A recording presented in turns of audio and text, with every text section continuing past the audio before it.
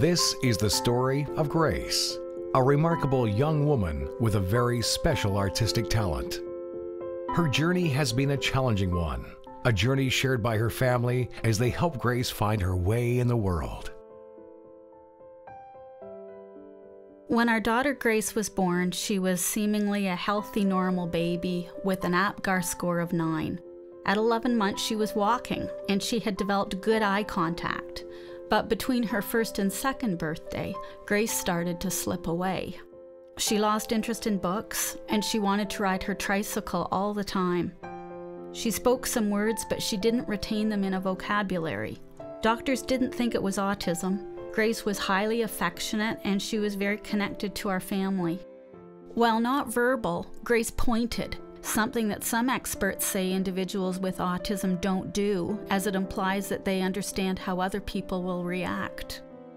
The diagnosis was complicated by a family health crisis. Grace's mother was hospitalized with thyroid cancer, and treatment required her to be away for long periods of time. Some doctors felt this was contributing to Grace's withdrawal. Other doctors said Grace was merely following in the pattern of her father, who didn't start to speak until the age of 4. We knew something wasn't quite right with her development. She didn't interact with other children, and she exhibited other unusual behaviors. At the age of 3, she would work on complicated jigsaw puzzles, and she was able to put puzzles together on the reverse corrugate side, assembling the pieces based solely on their shapes. Grace was diagnosed with autism. She was 5 years old. While everyone with autism has some degree of difficulty with socialization, communication, and behavior, it is a spectrum disorder, so each individual experiences autism differently. Grace's autism is more on the severe side, and her autism brings with it the added complexity of sensory issues. Grace has no fear of heights, no sense of safety, and has a bolting instinct that has led to some terrifying moments. Her sensory world was also much deeper and more complex than the world we experience. When we met Martha Leary of the Geneva Center for Autism, she observed something unusual in Grace. In spite of her limited vocabulary, Grace would scream, "Smell red," when having a temper tantrum. We were told that this is synesthesia, an involuntary neurological condition in which 2 or more senses are overlapped or intermingled. For Grace, emotion has color, but so do many other surprising things. Grace identifies herself with the color purple, and everyone she meets has a color, most commonly the color blue. We're not sure how Grace identifies people with different colors, whether it is a feeling that the person emotes or whether she is seeing auras or energy fields. We do know that she has several heightened sensory perceptions. She has hypersensitive hearing. She can detect the sound of an airplane long before anyone else can hear it, and will sing songs she hears coming from a car window when it is still blocks away, and sings the lyrics in sync. Grace also has a heightened sense of smell. She can smell when a baby needs a diaper change, when a woman is having her period, and even when her teacher has changed shampoo.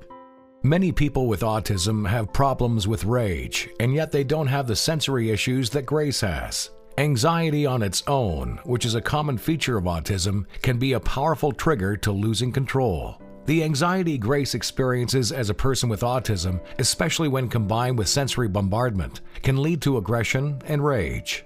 At the age of 6, she was only 32 pounds, but it would take 3 adults to hold her down.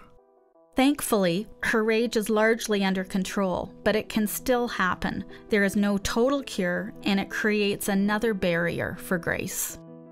When Grace was diagnosed in 1993, there wasn't a protocol for autism. Grace and her family were on their own. When Grace was 10, her father and I attended the Geneva Center Symposium on Autism, where we were inspired by a presentation by Dr. Temple Grandin, a remarkable woman with Asperger's or high-functioning autism. Dr. Grandin had become a powerful advocate for people with autism spectrum disorders. "You parents have it all wrong," she said. "You are spending all this time and energy trying to get your kids' behaviors and socialization and communication under control, and you're not spending any time or attention on what the kids themselves are actually interested in. No matter how much time you put into trying to get the socialization and behavioral things right, you can't totally fix it, because these kids' brains aren't wired that way. But if you take their passion and develop it into a talent, the world will forgive these kids their differences. So pursue the talents." As Grace had enjoyed doing art since she was quite small and created some interesting things, Grace's parents had an idea that maybe Grace's talent was art. We decided to enroll Grace in an art program at the local gallery. The teacher, Alan Dingra, was impressed with her artistic ability. He recognized her heightened perception of color and her ability to interpret things differently. He agreed to take Grace on as a private art student. Based on the quality of her art portfolio, Grace was selected as the poster child for the Geneva Center's International Symposium on Autism. She was 12 years old. The following year, Grace received a Temple Grandin Award for her artistic achievement. From the beginning, Grace's style has been characterized by dynamic use of color and a mature sense for spatial design and arrangement. Her heightened sensory perceptions influence much of her work. While some of Grace's art is bold and dramatic, most of it has a distinctly feminine quality. Her favorite things to draw are hearts and stars. Mosaic Stars was created by cutting tiny pieces out of magazines and podging them together to create this mosaic. The more you look at it, the more stars and galaxies you see. Some of Grace's inspiration comes from nature. See how she captures the lightness of butterflies in all their colors and the motion of their fluttering, or renders the sweet simplicity of a little bug. The whirl of dandelion seeds on a sunny day. The beauty of a flower garden in late spring. A single pink water lily in a fish pond. The turbulence of a windy day. The range of color and movement in waves. The violence of a thunderstorm. The melancholy, haunting beauty of trees in winter. Some of Grace's work gives poignant insight into how she experiences the world around her. A solitary teddy bear trapped behind bars. This image reveals a lot about Grace's experience with autism and the impact of her sensory perceptions. There are two figures in this painting. Notice the eyes on the figure on the right and how light is streaming into the eyes and around them to such an extent that it almost eclipses the figure on the left. With a name like Grace, perhaps it's not surprising she would create images with a spiritual theme. As an abstract artist, Grace often creates work that can be seen from different perspectives, inviting the viewer to experience for themselves what the art means. This image of a flower garden could also be an underwater seascape of seaweed and coral. This print is titled Madonna, but for some people it evokes the image of the angel standing at the tomb to announce the risen Christ. Others see an in utero image with its unmistakable womb-like feel. In many of Grace's drawings of people, her images are almost Picasso-like. People with disproportionate bodies, helmets of hair, and distorted arms and hands. The highly stylized animal figures in this print, Carnival of the Animals, is reminiscent of Native or Inuit art. Grace's artistic talent has not gone unnoticed, with several Youth Art Awards. Her art has been featured on television, in a Canadian embassy, in magazines, and at art shows.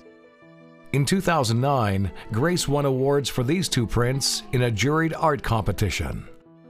And in 2010, Bellisio Foods, makers of Michelina's frozen entrees, selected Grace's art to decorate their new offices. Her artwork is featured on websites, brochure covers, and educational materials. The sale of Grace's art and note cards has helped raise funds for a variety of causes, including the startup of the local chapter of Autism Ontario.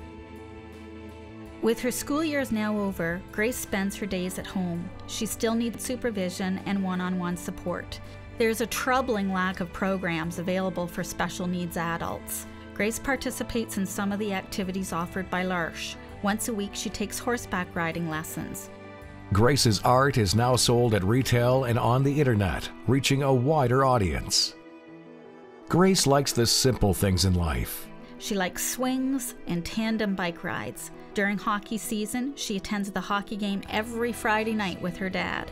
And in the summer, she looks forward to sailing and being part of the special needs work program at Pioneer Camp. She still loves to do jigsaw puzzles and is better at them than anyone we know. She has no interest in designer labels, in TV, or in the latest technological gadget.